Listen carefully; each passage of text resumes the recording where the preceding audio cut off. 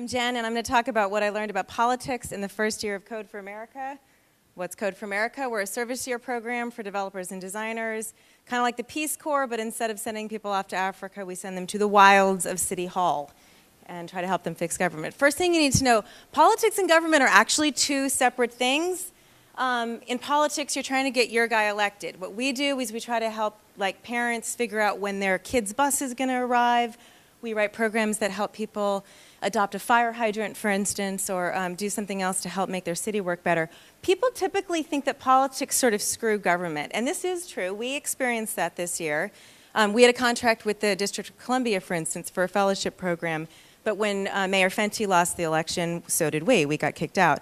But it's really actually much more often that government screws politics, in the sense that politicians get elected on these great platforms, but they get in office and they realize they can't do what they promised because they're not actually in charge.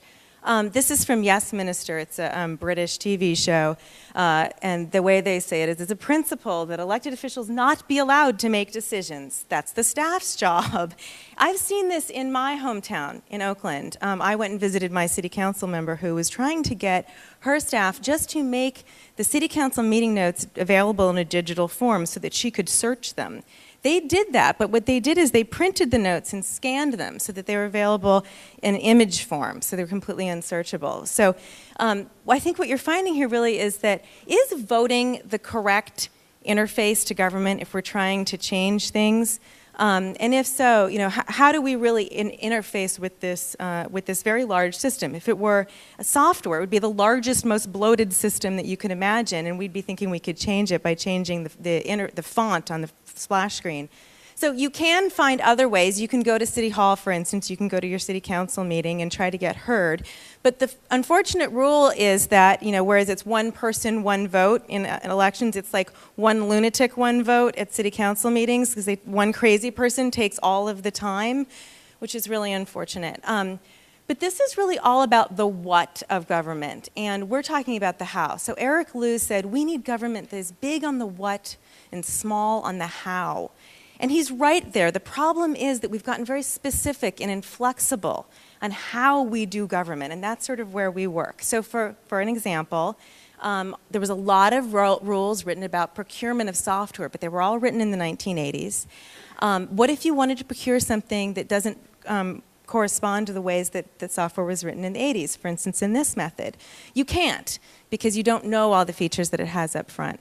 So Code for America is really a hack. We get city governments to procure a fellowship program instead of procuring lean, agile built software. And then they get that software and exposure to that method as sort of a side benefit. So side benefits, exposure to different methods is a big thing that we learned this year. If you've read the Checklist Manifesto by Atul Gawande, there's a story I hope you remember from it. They got the infection rates to drop dramatically in certain hospitals by using this checklist, but in the ones that nearby, it also dropped even when they didn't use the checklist. And that's because people started to see those problems as solvable problems. And I'm happy to say that I call that the Checklist Manifesto effect, but there's also the CFA effect, which somebody called Mark Head called out when he saw the work that our Philadelphia team was doing. He was really making bureaucrats aware of how easy some of this stuff was, that so much could get done in just one day.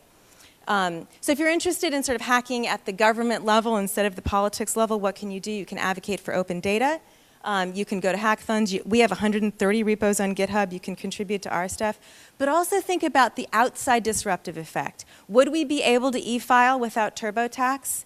Some place like SeeClickFix allows you to report issues to citizens, but it also drives adoption of software in governments. So the last lesson really is about people. So we are trained to think that politics is about personalities. I would challenge you instead to think about the personalities in City Hall who are the how of government.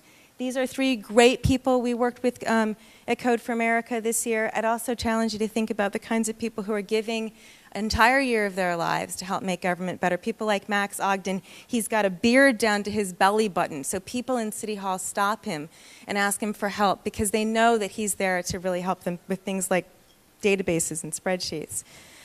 So in summary, I know nothing about politics after a year of working in Code for America, but I do know that we're always told to be politically active. We need a lot more people who are bureaucratically active. Thank you.